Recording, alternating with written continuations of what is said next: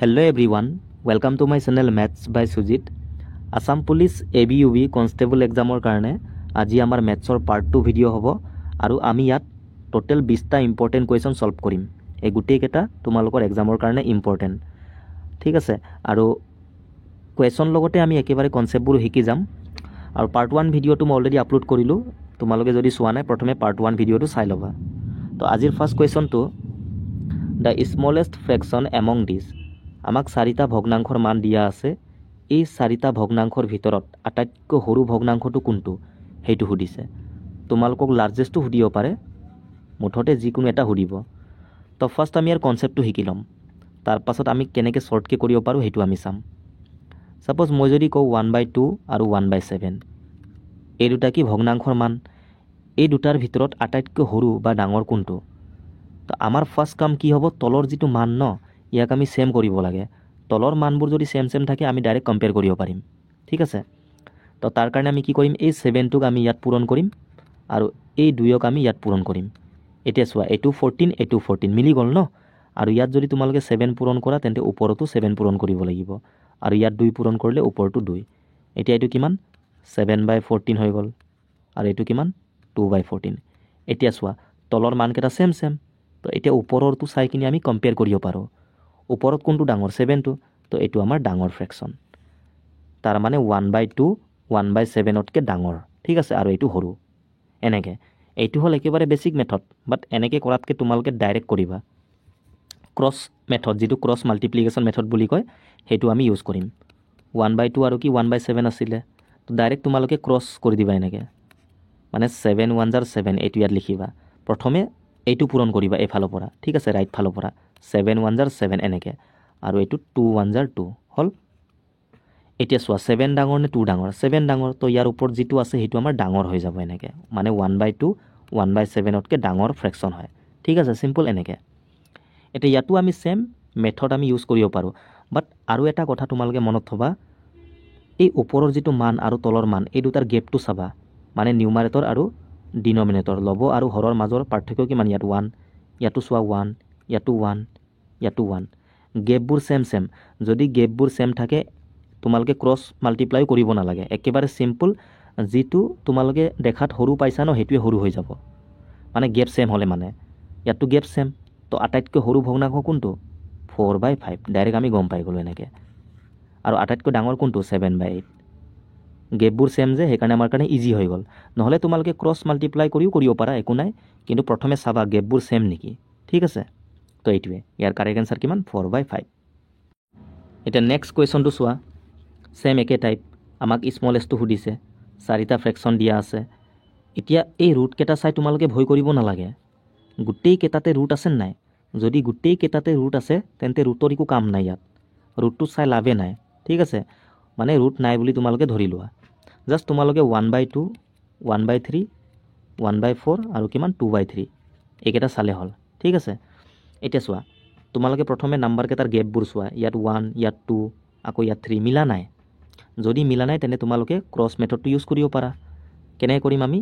Suppose মই 1/2 আৰু 1/3 টো কম্পেয়াৰ কৰিম প্ৰথমে যিকোনো দুটা তোমালোকে স্টাৰ্টিংত কম্পেয়াৰ কৰিব পাৰা তোমালোকৰ কথা 1/2 2/3 এই দুটাও প্ৰথমে কৰিব পাৰা নিজৰ কথা মানে পাছত এনসাৰটো একে আহিব আমাক লাগে স্মলেষ্টটো তো মই সৰু কেটা বাছি উলিয়াব লাগিব তো কেনে কৰিম আমি ক্ৰস মেথডটো 3 1 গুণ 3 2 1 গুণ 2 কোনটো সৰু 3 নে 2 2টো সৰু তো এইটো আমাৰ স্মলেষ্ট 1/2 টো ডাঙৰ এটো আমাক নালাগে ডাঙৰটো হয় নে নহয় তেনেকে তোমালোকে এই দুটা ক্ৰস মাল্টিপ্লাই কৰা 3 1 গুণ 3 4 2 গুণ 8 কোনটো সৰু 3 নে 8 3টো সৰু এটো ডাঙৰ এটো আমাক নালাগে তো থাকিলে কি 1/3 আৰু 1/4 এতিয়া এই দুটা কম্পেয়াৰ কৰিলে আমি আনসাৰটো পাই যাম তো 4 1 গুণ 4 3 1 গুণ 3 কোনটো সৰু 3 মানে 1/4 টো আমাৰ কাৰেক্ট আনসাৰ এনেকে ক্লিয়াৰ একেবাৰে সিম্পল নহলে তোমালোকে চোৱা পাৰ্সেন্টেজ মেথড ইউজ কৰিও কৰিব পাৰা বহুত মেথড আছে চোৱা তাৰ কাৰণে তোমালোকে জানিব লাগিব 1/2 মানে কিমান পাৰ্সেন্ট ইয়াত 1/2 আছে 1/2 এটা ফ্ৰেকশন ইয়াক আমি পাৰ্সেন্টেজত নিবৰ কাৰণে আমি সদায় কি কৰো 100 পৰা পূৰণ কৰিব লাগে বাট তোমালোকে ডাইৰেক্ট মনত থবা 1/2 মানে কিমান পাৰ্সেন্ট 50% একেটা ডাইৰেক্ট জানিব লাগে তেনেকে চোৱা 1/3 আছে 1/3 মানে কিমান 33.33% ঠিক আছে মুখস্থ কৰি ল'বা, এইকেইটা বহুত ইম্পৰ্টেণ্ট, আমি জানিবই লাগে। তেনেকৈ 1/4 মানে কিমান 25% হয়। এতিয়া ইয়াত চোৱা 2/3 আছে। 1/3ক যদি মই দুগুণ কৰোঁ, মানে ইয়াৰ লগত যদি 2 পূৰণ কৰোঁ, 2 1 জাৰ 2 ওপৰত আৰু তলত 3, মানে 2/3, এইটো আহিব নাহিব? তো 1/3ৰে দুগুণ হয় 2/3টো। তো 1/3ৰ মান কিমান? এইটো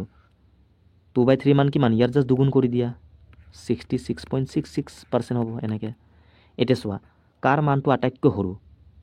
25%টো আটাইতকৈ সৰু নহয় জানো একেটাতকৈ? তো 1/4টো আমাৰ আটাইতকৈ সৰু মান এনেকৈ। তো এনেকৈও তোমালোকে কম্পেয়াৰ কৰিব পাৰা, বহুত মেথড আছে। ঠিক আছে, নেক্সট কুৱেশ্যনটো, আমি এই দুটা ভগ্নাংশৰ কি যোগফলটো উলিয়াব লাগে। যেতিয়াও ভগ্নাংশৰ যোগ বা কেতিয়াবা বিয়োগো দিব পাৰে, যোগ বা বিয়োগ থাকে, তোমালোকে ফাৰ্ষ্ট কি কৰিবা? তলৰ মানকেইটা চাবা। এই তলৰ মানকেইটাৰ আমি একচুৱেলি এলচিএম ল'ব লাগে, লসাগু। আৰু তোমালোকে যদি চেম কৰিব পাৰা ন, প্ৰথমে চেম কৰিব ট্ৰাই কৰিবা। যেনেকৈ ইয়াত চোৱা 6 আছে, ইয়াত কি 3 আছে? মই 3ক 6 বনাব নোৱাৰোঁ জানো? পাৰোঁ। যদি মই ইয়াত 2 পূৰণ কৰোঁ, এইটো 6 হৈ যাব। এতিয়া চোৱা চেম হৈ গ'ল। চেম হ'লে আমাৰ কাৰণে একেবাৰে ইজি হয় কৰিবলৈ। ঠিক আছে, আৰু চেম নাম্বাৰৰ এলচিএমটো সেইটোৱে আহে, 6 আৰু 6ৰ এলচিএম 6 হ'ব এনেকৈ। ঠিক আছে, তো সেইকাৰণে তোমালোকে ফাৰ্ষ্ট চেম কৰিব ট্ৰাই কৰিবা। আৰু ইয়াত আমি 2 পূৰণ কৰিলে মানে ওপৰটো আমি 2 পূৰণ কৰিব লাগিব। হ'ল, এতিয়া তলত 6 কিমান আহিব? এলচিএমটো 6 আহিব। আৰু ওপৰত যি আছে তেনেকৈ পাতি দিয়া, 2 2 গুণ 4 আৰু এফালে 5। তো ওপৰত কিমান 9 হ'ব, তলত কিমান 6। এতিয়া এইটো কটাকটি যায় ন 3 পৰা, 3 3 গুণ 9, 3 2 গুণ 6, তাৰ মানে আমাৰ এনচাৰ কিমান? 3/2 B2 হ'ল এনেকৈ। কিন্তু চোৱা ছাপ'জ যদি এনেকৈ দিয়া থাকে 1/2 + 1/3, এতিয়া ইয়াত 2 আছে, ইয়াত 3 আছে, মই 2ক যিকোনো এটা নাম্বাৰৰ পৰা পূৰণ কৰি কেতিয়াও 3 বনাব নোৱাৰোঁ, পাৰোঁ জানো?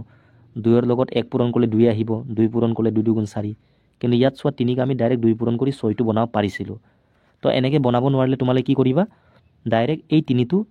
ইয়াত পূৰণ কৰিবা আৰু এই 2টো ইয়াত, জাষ্ট এক্সচেঞ্জ মানে। এতিয়া এইটো 6, এইটো 6 মিলি গ'ল নাই? আৰু ইয়াত 3 পূৰণ কৰিলে ওপৰটো 3, ইয়াত 2 কৰিলে ওপৰটো 2। তো তলত কি আহিব? 6 আহিব এলচিএম, আৰু ওপৰত কিমান? 3 1 গুণ 3 প্লাছ 2 1 গুণ 2, মানে 5, 5/6 এনেকৈ। বাট চোৱা তোমালোকে ক্ৰছ মেথড পৰাও কৰিব পাৰা ডাইৰেক্ট। যেনেকৈ এইটো চোৱা 2/3 প্লাছ কিমান? 5/6। ক্ৰছ মেথডটো শিকি থোৱা তোমালোকে। প্ৰথমে তলত কি কৰিবা? এই দুটা পূৰণ কৰিবা, 3 6 গুণ কিমান? 18 হ'ল। ডাইৰেক্ট তলৰ মানকেইটা পূৰণ কৰিবা, 3 6 গুণ 18, আৰু এইটো 6 2 গুণ 12 প্লাছ 3 5 গুণ 15 এনেকৈ। ঠিক আছে, এতিয়া যোগ কৰিলে কিমান? ওপৰত 27 আৰু তলত কিমান? 18। 9 পৰা কাটি দিয়া, 9 3 গুণ 27, 9 2 গুণ 18, আহিলে নাই? 3/2। এইটোৱে, এনেকৈও কৰিব পাৰা। ঠিক আছে, যেনেকৈ এইটো চোৱা 1/2 আৰু কি 1/3 আছিলে, এইটো চেম 2 3 গুণ 6। এতিয়া এইটো ক্ৰছ মেথড ইউজ কৰা, 3 1 গুণ 3, 2 1 গুণ 2, মানে 3 যোগ 2 কিমান? 5, আহি গ'ল ডাইৰেক্ট চোৱা 5/6, আহিলে নাই? তো এইকেইটা তোমালোকে জানি থোৱা। একেবাৰে সৰু চিম্পল কুৱেশ্যন আছিলে, বাট মই তোমালোকক কনচেপ্টকেইটা শিকাই আছোঁ, সেইকাৰণে অকণমান টাইম লাগিছে। তোমালোকে যিটো ভাল লাগে সেইটো ইউজ কৰিবা। ঠিক আছে, নেক্সট কুৱেশ্যনটো চোৱা, চেম একে টাইপ, বাট ইয়াত 3টা ফ্ৰেকশ্যনৰ মান দিয়া আছে। আগৰটোত কেইটা আছিলে? 2টাই আছিলে। 2টা থাকিলেহে তোমালোকে ক্ৰছ মেথডটো ইউজ কৰিবা। এনেকৈ 3টা 4টা 5টা থাকিলে ডাইৰেক্ট তোমালোকে তলৰ মানকেইটাৰ কি ল'বা? এলচিএম। ঠিক আছে, 2 3 আৰু 4, ইয়াৰ আমি এলচিএমটো উলিয়াব লাগে। এলচিএম মানে কি? এই 3টা সংখ্যাৰ পৰা হৰণ যোৱা আটাইতকৈ সৰু সংখ্যাটো। ঠিক আছে, তো কি হ'ব? 12 হ'ব। 2 6 গুণ 12, 3 4 গুণ 12, 4 3 গুণ 12, 3টাৰ পৰা হৰণ যায় আৰু আটাইতকৈ সৰু হয়। ইয়াতকৈ আৰু সৰু সংখ্যা নাই আৰু যিটো এই 3টাৰ পৰা হৰণ যায়। 24টো এই 3টাৰ পৰা হৰণ যায়, 2 12 গুণ 24, 3 8 গুণ 24, 4 6 গুণ 24, বাট আমাক লাগে এই 3টাৰ পৰা হৰণ যোৱা আটাইতকৈ সৰু। তো সৰু কোনটো? 12 হয় ন। এলচিএম মানে লিষ্ট, একেবাৰে লয়েষ্টটো ল'ব লাগে মানে। ঠিক আছে, আৰু চোৱা তোমালোকে এটা কাম কৰিবা, এনেকৈ নাম্বাৰ থাকিলে প্ৰথমে চাবা এই সৰু সংখ্যাটো এই ডাঙৰ সংখ্যাৰ ভিতৰত সোমাই আছে নেকি। মানে এই 2টো 4 ভিতৰত অলৰেডি সোমাই আছে নাই? 4 মানে কি? 2 পূৰণ 2। তো ইয়াৰ ভিতৰত এই 2টো আছে, তো সোমাই থাকিলে ইয়াক চাই লাভ নাই। 3 আৰু 4ক চালে হ'ল। তো আমি এই দুটাৰহে এলচিএমটো ল'ম। এতিয়া 3 আৰু 4ত একো নাম্বাৰ কমন নাই যদি ডাইৰেক্ট পূৰণ কৰি দিবা, 3 4 গুণ 12 এনেকৈ। ছাপ'জ মই যদি কওঁ 2 4 8, ইয়াৰ এলচিএম কিমান? তো প্ৰথমে চাবা এই নাম্বাৰকেইটা ইয়াত সোমাই আছে নেকি। 2টো 8ৰ ভিতৰত সোমাই আছে, 4টো সোমাই আছে, তো ডাইৰেক্ট এলচিএমটো 8 হৈ যাব এনেকৈ। ক্লিয়াৰ এতিয়া চোৱা আমি গম পালোঁ ইয়াৰ এলচিএম কিমান 12 হ'ল এতিয়া তোমালোকে কি কৰিবা গোটেইকেইটাক 12 বনাব চেষ্টা কৰা মানে এই দুইটোক মই 12 বনাবৰ কাৰণে ইয়াত কি পূৰণ কৰিম 6 পূৰণ কৰিব লাগিব তেতিয়া 2 6 গুণ 12 এলচিএম লগত মিলাব লাগে মানে তো ইয়াত 6 পূৰণ কৰিলে ওপৰটো 6 পূৰণ কৰিব লাগিব 6 1 গুণ 6 আমাক ওপৰৰ কেইটাহে লাগে অকল ঠিক আছে এতিয়া ইয়াত আছে 3 ইয়াক 12 বনাবৰ কাৰণে মই কি পূৰণ কৰিম 4 3 4 গুণ 12 তো ইয়াতো 4 মানে 4 1 গুণ 4 হ'ল আৰু ইয়াত আছে 4 ইয়াক 12 বনাবৰ কাৰণে আমি ইয়াত 3 পূৰণ কৰিম তো ইয়াতো 3 3 1 গুণ 3 হ'ল এতিয়া ওপৰত কিমান হ'ব 6 4 10 আৰু 3 13 আৰু তলত 12 13/12 অপশ্যন সিটো আমাৰ কাৰেক্ট এনসাৰ ঠিক আছে নেক্সট কুৱেশ্যনটো the place value of 2 in this number মানে এই নাম্বাৰটোত 2ৰ প্লেচ ভেলু কিমান মানে 2ৰ আমি স্থানীয় মানটো উলিয়াব লাগে প্লেচ ভেলু আৰু এটা থাকে তোমালোকৰ ফেচ ভেলু যিকোনো এটা তোমালোকক সুধিব পাৰে আৰু দুটাই কি ইম্পৰ্টেণ্ট আৰু একেবাৰে সিম্পল আৰু ইজিও হয় সাপোজ মই এটা এক্সাম্পল লৈছোঁ 3 5 1 2 এইটো এটা কি নাম্বাৰ হয় ইয়াত 5ৰ প্লেচ ভেলু কিমান হ'ব তো 5টো লিখি কিনি তোমালোকে 5ৰ পাছত কেইটা অংক আছে মানে ডিজিট 1 2 তো দুটা শূন্য লগাই দিলে হ'ল এনেকৈ এইটো হ'ল 5ৰ কি প্লেচ ভেলু আৰু ফেচ ভেলু কিমান ক'লে যিটো সুধিছে সেইটোৱে ডাইৰেক্ট ফেচ ভেলু হয় একেবাৰে সিম্পল 5ৰ ফেচ ভেলু 5 হ'ব 1ৰ ফেচ ভেলু 1 হ'ব এনেকৈ 3ৰ ফেচ ভেলু 3 হ'ব ঠিক আছে আচ্ছা ইয়াত 1ৰ প্লেচ ভেলু কিমান হ'ব 1টো লিখি এটা অংক আছে এটা শূন্য আহি যাব এনেকৈ আৰু 3ৰ প্লেচ ভেলু কিমান 1 2 3 তিনিটা শূন্য আহি যাব এনেকৈ এই নাম্বাৰটোত কোনটো ডিজিট বা অংকৰ প্লেচ ভেলু আৰু ফেচ ভেলু সেম হ'ব তো কিমান হ'ব এইটো 2 কাৰণ 2ৰ প্লেচ ভেলু ক'লে 2 হ'ব 2ৰ পাছত একো অংক নাই তো শূন্য আমি লগাব নোৱাৰোঁ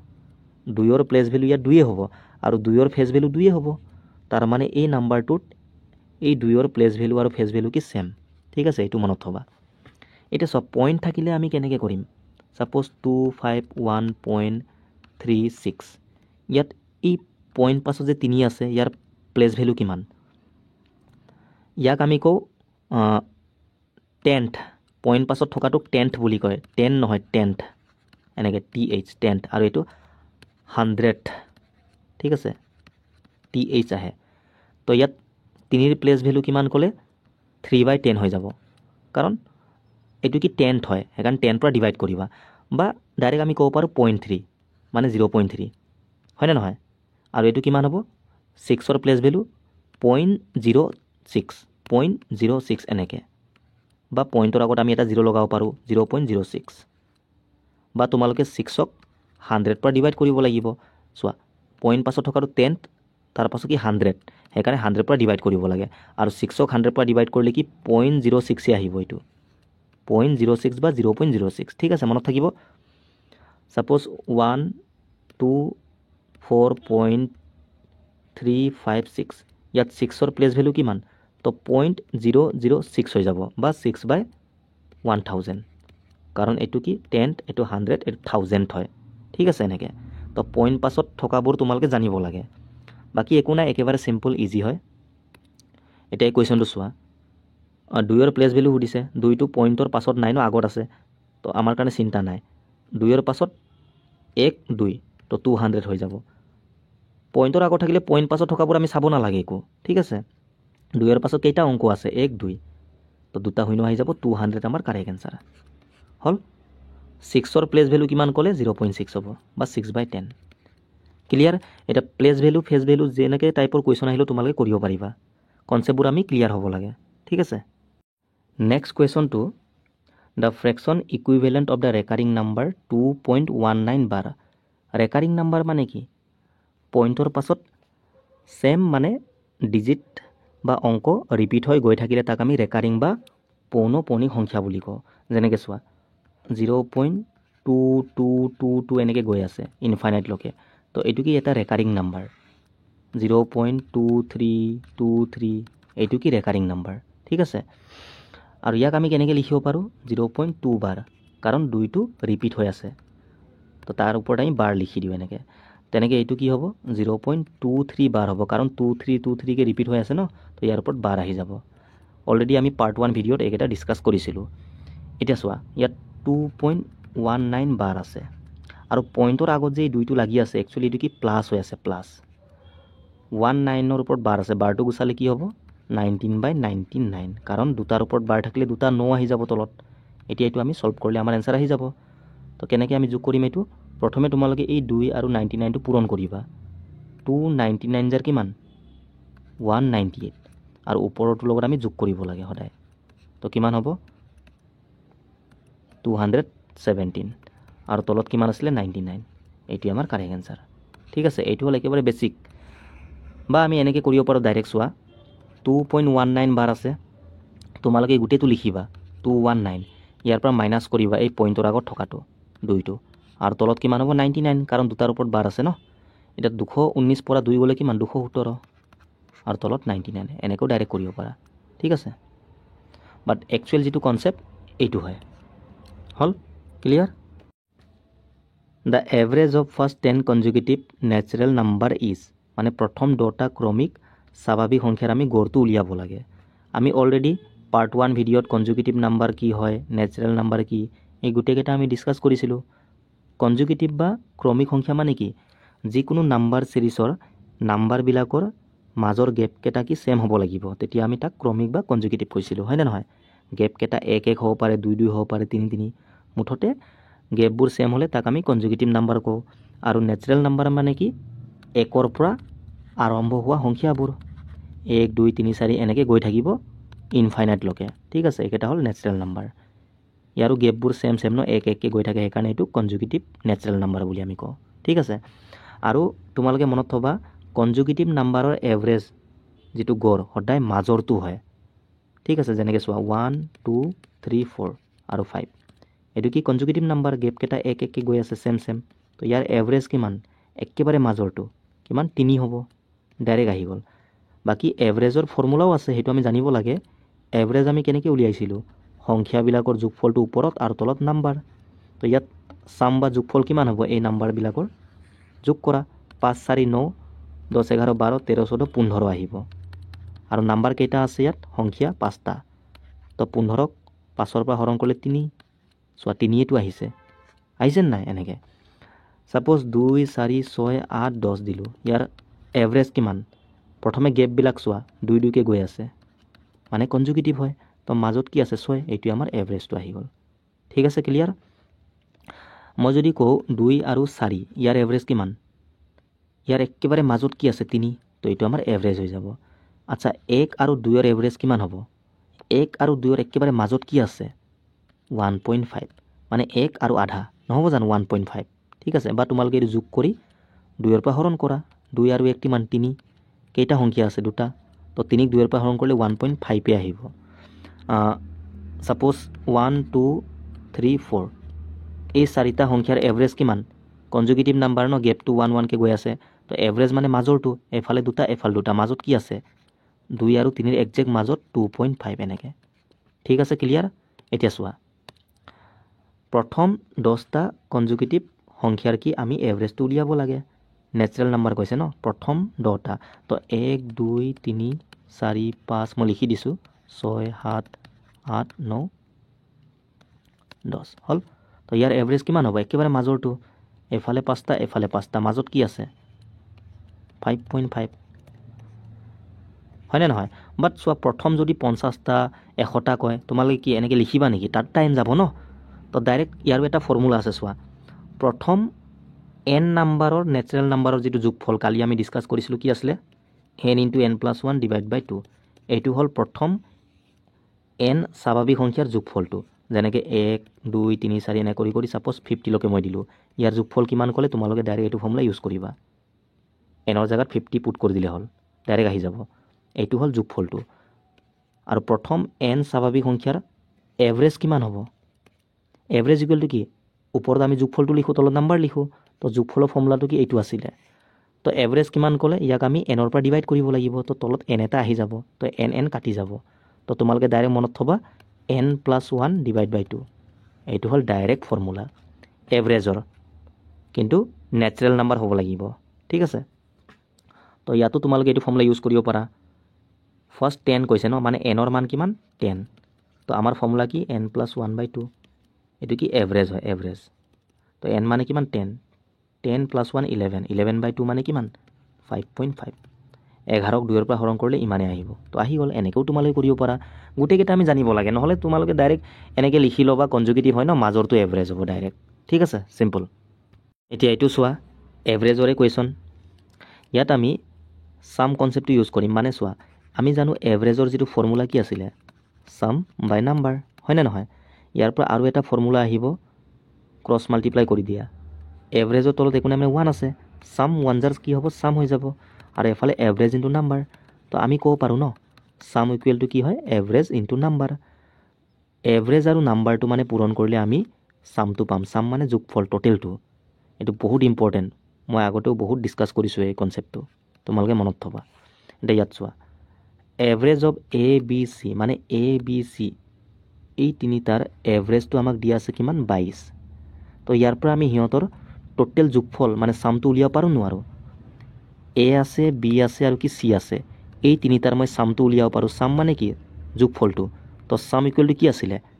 এভাৰেজ ইনটু নাম্বাৰ এভাৰেজ কিমান দিয়া আছে 22 বছৰ দিয়া আছে ন তো 22 আৰু নাম্বাৰ কিমান হ'ব নাম্বাৰ 1 2 3 তো 3 নহ'ব জানো পাৰ্চন 3 আছে ইয়াত সেইকাৰণে নাম্বাৰ কিমান 3 তো এভাৰেজ দিয়া থাকিলে তোমালোকে ডাইৰেক্ট সামটো উলিয়াই ল'বা তো কিমান 66 হৈ গ'ল মানে এ বি চিৰ বয়সৰ যোগফলটো আমি পালোঁ 66 হ'ল নেক্সট চোৱা average age of B and C মানে বি আৰু চিৰ এভাৰেজ দিয়া আছে তো ইয়াৰ আমি সামটো উলিয়াব পাৰোঁ ন বি প্লাছ চিটো কিমান 25 তো এভাৰেজ কিমান 25 আৰু নাম্বাৰ কিমান 1 2 তো কিমান হ'ব 50 মানে বি আৰু চিৰ বয়সৰ যোগফলটো আমি 50 পালোঁ হ'ল এতিয়া আমাক কি দিছে এৰ বয়সটো 9 বছৰ পাছত তো প্ৰথমে আমি এৰ বৰ্তমান বয়সটো উলিয়াই ল'ম চোৱা এইটো আৰু এইটো মই মাইনাছ কৰিলে বি চি কাটি যাব থাকিব কি এ থাকি যাব মানে এৰ বয়সটো আহিব নাহিব তো এইটোৰ পৰা এইটো মাইনাছ কৰা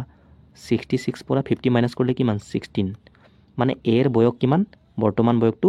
16 বছৰ কিন্তু আমাক লাগে এৰ বয়স 9 বছৰ পাছত তো আজি কিমান 16 9 বছৰ পাছত 9 যোগ হৈ যাব কিমান 25 বছৰ হৈ যাব এইটোৱে হ'ল clear the sum of the odd numbers 1 3 5 up to 15 terms মানে 1ৰ পৰা টোটেল 15টা অযুগ্ম সংখ্যাৰ আমি যোগফলটো উলিয়াব লাগে সাম মানে যোগফল এতিয়া অড নাম্বাৰ বা অযুগ্ম সংখ্যা মানে কি যিবোৰ সংখ্যা 2ৰে হৰণ নাযায় আৰু গেপবোৰ 2 2কে গৈ থাকে তাৰ মানে একেটাও কি কনজুগেটিভ নাম্বাৰ ঠিক আছে ইয়াৰ ডাইৰেক্ট এটা শ্বৰ্ট মেথড আছে প্ৰথমে আমি অকণমান কনচেপ্টটো বুজি ল'ম 1 3 5 নেক্সট কি আহিব 7 আহিব 2 2কে গৈ থাকে ন 9 তোমালোকে এক্সামত লিখিব নালাগে গোটেইকেইটা ঠিক আছে টাইম যাব মই ইয়াত বুজিবৰ কাৰণে লিখি দিছোঁ 11 13 15 17 19 21 23 25 কেইটা হ'ল চোৱা 3 3 6 9 12 13 13টা হ'ল এফালে তোমাৰ 14টা হ'ল আৰু 29 হ'ল 15টা হ'ল 29লৈকে এতিয়া চোৱা ইয়াৰ এভাৰেজৰ কনচেপ্ট ইউজ কৰিও আমি যোগফলটো উলিয়াব পাৰোঁ বাট ডাইৰেক্ট শ্বৰ্ট মেথডটো বেছি চিম্পল ইয়াৰ এভাৰেজৰ পৰা আমি কেনেকৈ কৰিম চোৱা টোটেল কেইটা আছে 15টা সংখ্যা আছে তো এভাৰেজ মানে মাজৰটো নহ'ব জানো কাৰণ কনজুগেটিভ ন তো এফালে তোমাৰ 7টা আৰু এফালো তোমাৰ এইটো 7টা মাজত কি থাকিলে 15 এইটো আমাৰ কি এভাৰেজটো এতিয়া আমি জানো যোগফলৰ ফৰ্মুলা কি আছিলে sum equal to average into number তো এভাৰেজ কিমান পালোঁ 15 আৰু নাম্বাৰ কেইটা আছে ইয়াত 15টাই আছে ন তো 15 15 পূৰণ কৰিলে কিমান 225 এইটো আমাৰ যোগফলটো আহি গ'ল এনেকৈও আমি কৰিব পাৰোঁ ঠিক আছে ইমান টাইম নালাগে টোটেল 15টা আছে ন তো মাজৰটো এভাৰেজ হয় তো এভাৰেজ লগত যিমানটা সংখ্যা আছে সেইটো পূৰণ কৰিলে আমাৰ কি সামটো আহি যায় বাট চোৱা তোমালোকে অকণমান কনচেপ্টটো ইয়াৰ বুজিব চেষ্টা কৰা ছাপ'জ মই যদি কওঁ প্ৰথম দুটা অযুগ্ম সংখ্যাৰ যোগফল কিমান 1 আৰু 3 এই দুটাৰ যোগ কৰিলে কিমান আহিব 3 1 4 আৰু প্ৰথম তিনিটা অযুগ্ম সংখ্যাৰ যোগফল কিমান 5 3 8 1 9 তোমালোকে ভালকৈ চোৱা ইয়াত সংখ্যা কেইটা আছে দুটা আৰু যোগফল কিমান 4 পাইছোঁ মানে 2ৰ কি স্কোৱাৰ নহয় জানো 2ক যদি মই স্কোৱাৰ কৰোঁ 4 আহিব ইয়াত চোৱা 1 2 3 তিনিটা সংখ্যা আছে 3ৰ যদি মই স্কোৱাৰ কৰোঁ 9 আহিব নাহিব তাৰ মানে অযুগ্ম সংখ্যাত কি হয় যিমানটা সংখ্যা থাকে তাৰ যোগফলটো সেই সংখ্যাৰ স্কোৱাৰ কৰিলে ডাইৰেক্ট আহি যায় মনত থাকিব ডাইৰেক্ট এইটো শ্বৰ্ট মেথড হয় তোমালোকক যদি কয় টোটেল প্ৰথম 20টা অযুগ্ম সংখ্যাৰ যোগফল কিমান তো তোমালোকে ডাইৰেক্ট কি কৰিবা 20ৰ স্কোৱাৰ কৰি দিবা এনচাৰ ডাইৰেক্ট আহি যাব এইটোৱে যোগফলটো তো ইয়াতো চেম টোটেল প্ৰথম 15টা অযুগ্ম সংখ্যাৰ যোগফলটো আমাক সুধিছে ন, তো 15ৰ কি স্কোৱাৰ কৰি দিয়া, ডাইৰেক্ট 225। এইটোৱে ক্লিয়াৰ, ঠিক আছে, মনত থাকিব। নেক্সট কুৱেশ্যনটো চোৱা, এইটো তোমালোকৰ বিভাজ্যতাৰ নিয়মৰ কুৱেশ্যন, মানে ডিভিজিবিলিটি ৰুলৰ। If M is a digit and the number 46M23, এটা নাম্বাৰ আছে 46M23, আৰু এমটো এটা কি ডিজিট হয়, মানে অংক, যেনেকৈ 4টো এটা অংক, 6টো অংক, তেনেকৈ এমটো এটা অংক, আৰু এই গোটেইটো নাম্বাৰ হয়, হয়নে নহয়? ডিজিট বুলি ক'লে ছিংগল থকাটো, নাম্বাৰ ক'লে গোটেইটো। এতিয়া এই নাম্বাৰটো ডিভিজিবল বাই 9, মানে 9ৰ পৰা কি হৰণ যায়, এই নাম্বাৰটো 9ৰ পৰা হৰণ যায় বুলি কৈছে, তেন্তে এমৰ মান কিমান হ'ব? এতিয়া 9ৰ যিটো ডিভিজিবিলিটি ৰুল সেইটো আমি জানিব লাগিব। 9ৰ নিয়মটো কি আছিলে? ছাম অফ ডিজিট, মানে অংকবিলাকৰ যোগফলটো 9ৰ পৰা হৰণ যাব লাগিব, ঠিক আছে। যিকোনো সংখ্যাৰ অংকবিলাকৰ যোগফলটো যদি 9ৰ পৰা হৰণ যায়, তেন্তে সেই সংখ্যাটো 9ৰ পৰা হৰণ যাব। যেনেকৈ চোৱা 108, এইটো 9ৰ পৰা হৰণ যায় নেকি যদি আমাক সোধে, আমি কি কৰিম? প্ৰথমে অংকবিলাক যোগ কৰিম, 108, এই তিনিটা যোগ কৰিলে কিমান? 9 আহিব। এতিয়া এই 9টো 9ৰ পৰা হৰণ যায় নে নাযায়? যায়, 9 × 9, তাৰমানে এই সংখ্যাটো 9ৰ পৰা হৰণ যাব এনেকৈ, ঠিক আছে। ছেম তেনেকৈ আমি এইটোত 9ৰ বিভাজ্যতাৰ নিয়মটো আমি ইউজ কৰিম। তো যোগ কৰা তোমালোকে, 6 × 4 কিমান? 10, গোটেইকেইটা যোগ কৰা, 3 × 2 কিমান? 5, তো 10 আৰু 5 কিমান? 15, 15 প্লাছ এম হ'ব। এতিয়া এমৰ জেগাত মই কি পুট কৰিম, যাতে এই 15ৰ লগত যোগ কৰিলে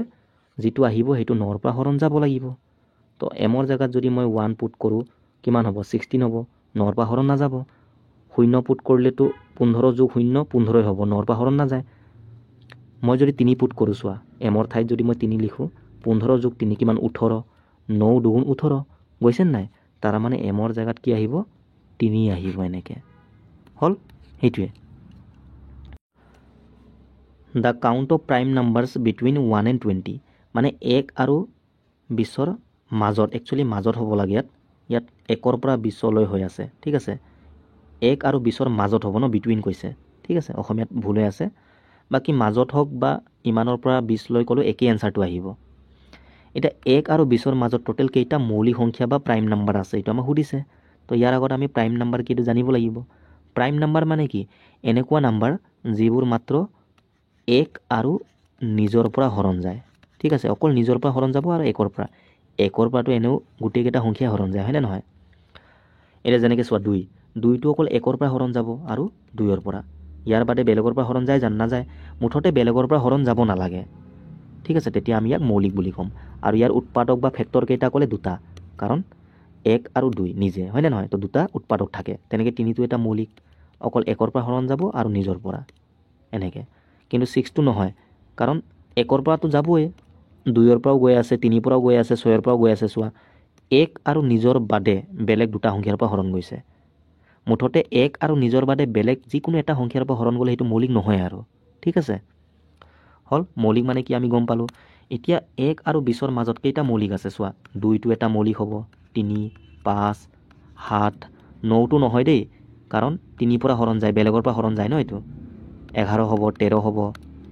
17 আৰু 19 হ'ল, ইমানে। 3, 3, 6, 7, 8, টোটেল 8টা আছে, হ'ল। কেতিয়াবা তোমালোকক ইয়াত ছাম দিব, ছাম মানে যোগফলটো, 1 আৰু 20ৰ মাজত থকা মৌলিক সংখ্যাবিলাকৰ যোগফল কিমান, তো তোমালোকে এনেকৈ লিখি কিনি যোগ কৰি দিবা, ঠিক আছে, ক্লিয়াৰ। এইটো চোৱা, যিটো মই এতিয়া কৈছিলোঁ সেই কুৱেশ্যনটো আহি গ'ল। ছাম মানে কি? যোগফল। 1 আৰু 20ৰ মাজত থকা মৌলিক সংখ্যাবিলাকৰ আমি যোগফলটো উলিয়াব লাগে। এইটো তোমালোকে নিজে কৰিবা, ঠিক আছে। নেক্সটটো চোৱা, if a:b = 3, then 144a:36b is.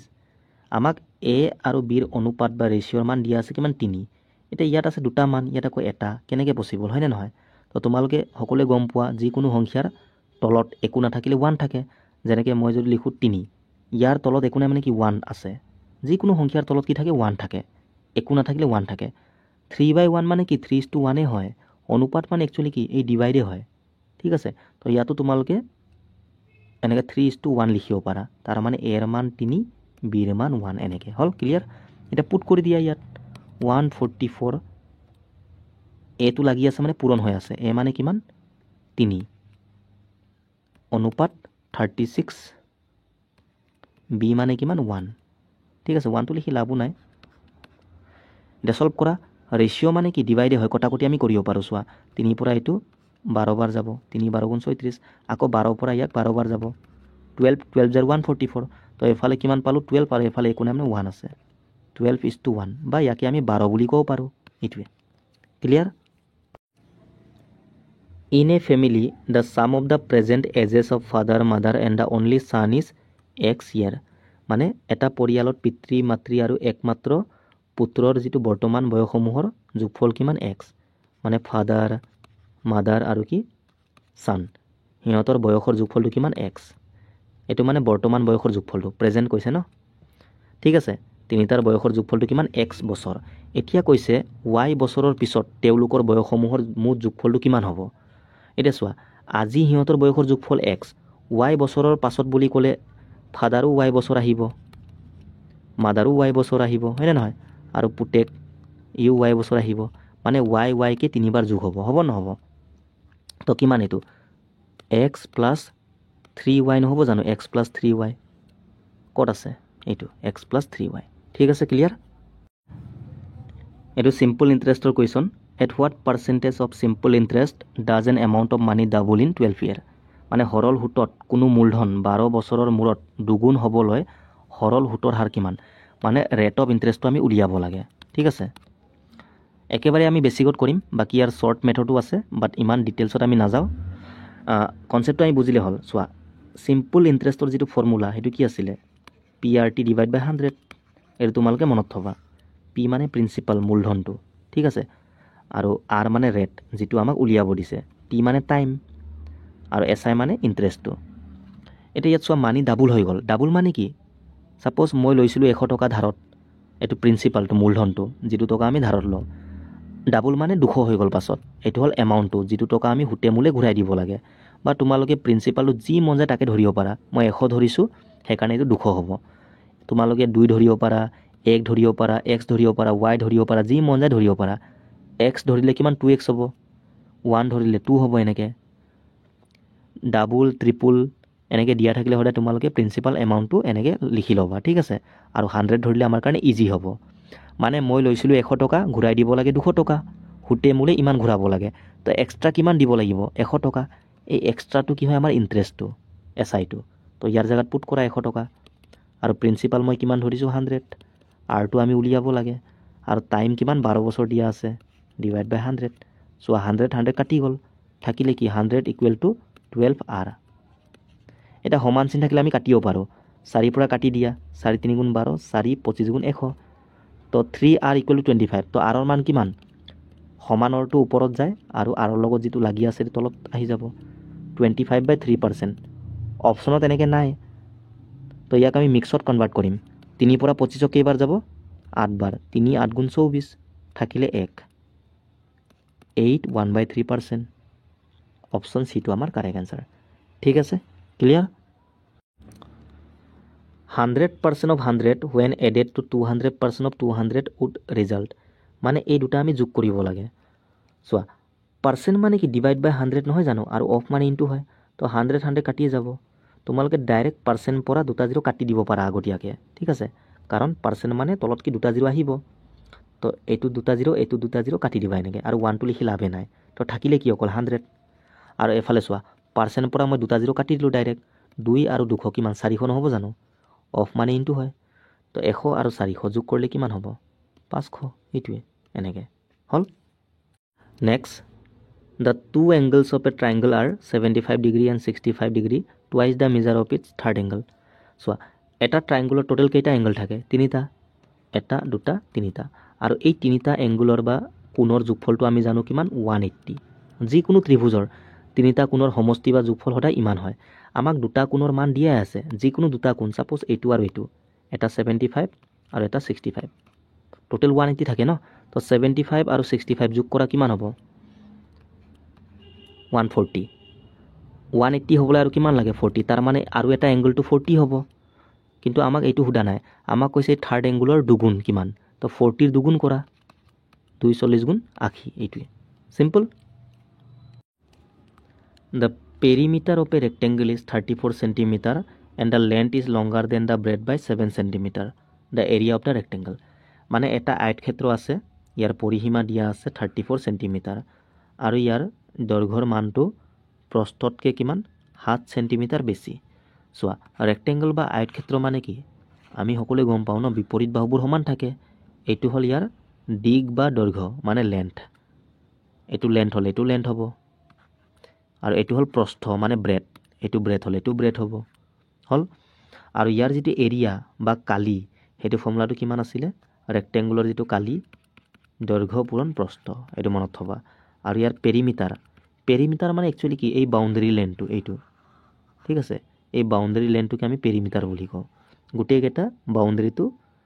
মানে যোগ কৰিলে পেৰিমিটাৰ আহি যাব গোটেই বাহুবোৰ তো এল কিমান যোগ কৰিলে 2L হ'ব বি কিমান 2B আৰু এই দুটা যোগ কৰিলে কিমান 2টো কমন আহি যাব থাকিলে কি L + B তো এইটোৱে ফৰ্মুলা হয় মানে পেৰিমিটাৰৰ ঠিক আছে তোমালোকে ডাইৰেক্ট মনত থবা 2 × L + B এইটো হ'ল পেৰিমিটাৰ ৰেক্টেংগুলাৰ আৰু এইটো এৰিয়া হ'ল এতিয়া চোৱা কুৱেশ্যনটোত কি দিয়া আছে পেৰিমিটাৰ দিয়া আছে মানে 2 × L + B এইটো পেৰিমিটাৰ নহয় জানো ইয়াৰ মান দিয়া আছে ডাইৰেক্ট কিমান 34 তো ইয়াৰ পৰা আমি L + B ৰ মানটো উলিয়াব পাৰোঁ এই 2টো আমি ইয়াৰ পৰা গুচাব লাগিব তো এই 2টো এফালে আহি যাব 34/2 হৈ যাব মানে 34ক 2ৰ পৰা হৰণ কৰিব লাগিব কেইবাৰ যাব 17 বাৰ 2 17 জাৰ 34 মানে L + B ৰ মানটো মই ক'ব পাৰোঁ ন 17 বুলি ঠিক আছে নেক্সট চোৱা লেন্থ এই লেন্থটো কিমান 7 সেন্টিমিটাৰ বেছি এই ব্ৰেডটোতকৈ তাৰ মানে এই দুটাৰ মাজৰ পাৰ্থক্যটো দিয়া আছে লেন্থ আৰু ব্ৰেডৰ যিটো পাৰ্থক্য কিমান 7 সেন্টিমিটাৰ লেন্থ বেছি ন সেইকাৰণে মাইনাছৰ আগত থকাটো ডাঙৰটো বুজায় পাছৰটো সৰু মানে ব্ৰেডটোতকৈ লেন্থটো কিমান বেছি 7 বেছি তো L + B ৰ মান 17 L - B ৰ মান 7 এনেকুৱা টাইপৰ কুৱেশ্যন মই অলৰেডি কৰাইছোঁ আগতে ঠিক আছে সেম ভেৰিয়েবল LB সেম থাকে আৰু এটা প্লাছ এটা মাইনাছ তো এনেকুৱা টাইপৰ ইকুৱেশ্যন থাকিলে তোমালোকে ডাইৰেক্ট L আৰু B ৰ মানটো উলিয়াব পাৰা ডাইৰেক্ট মনত থবা L ৰ মান কেনেকৈ আহিব L মানে কি ডাঙৰটো মাইনাছৰ আগত থকাটো জাষ্ট এই দুটা ভেলু যোগ কৰি আধা কৰি দিবা 17 আৰু 7 যোগ কৰিলে কিমান 24 ইয়াৰ আধা কিমান 12 হৈ যাব এনেকৈ তো লেন্থ কিমান ক'লে 12 আৰু ব্ৰেড কিমান হ'ব ব্ৰেড জাষ্ট এই দুটা মাইনাছ কৰি আধা কৰিলে হ'ল 17 আৰু 7 কিমান মাইনাছ কৰিলে 10 আৰু ইয়াৰ আধা 5 লেন্থ 12 সেন্টিমিটাৰ আহিলে ব্ৰেড কিমান 5 সেন্টিমিটাৰ আমাক কি সুধিছে ইয়াৰ এৰিয়াটো এইটো এৰিয়া সুধিছে ন এৰিয়া ফৰ্মুলা কি আছিলে লেন্থ আৰু ব্ৰেড পূৰণ কৰিব লাগে তো 5 × 12 কিমান 60 আহি গ'ল মানে অপশ্যন বিটো এইটো হ'ল ক্লিয়াৰ নেক্সট কুৱেশ্যনটো the length of one diagonal of a rectangle is 5 centimetre so' এটা ৰেক্টেংগল আছে ডায়গনেল মানে কি কৰ্ণ ৰেক্টেংগুলত দুডাল ডায়গনেল থাকে এইটো এটা আৰু এইটো এটা দুটা কি সেমে থাকে ঠিক আছে এতিয়া যিকোনো এটা ড্ৰ কৰিলে হ'ল ইয়াৰ মান দিয়া আছে 5 সেন্টিমিটাৰ আৰু এই লেন্থ আৰু এই ব্ৰেড ইয়াৰ মান দিয়া আছে চোৱা অনুপাতত দিয়া আছে কিমান 4 আৰু 3 মানে লেন্থ কিমান 4 এইটো অনুপাত দেই আৰু এইটো 3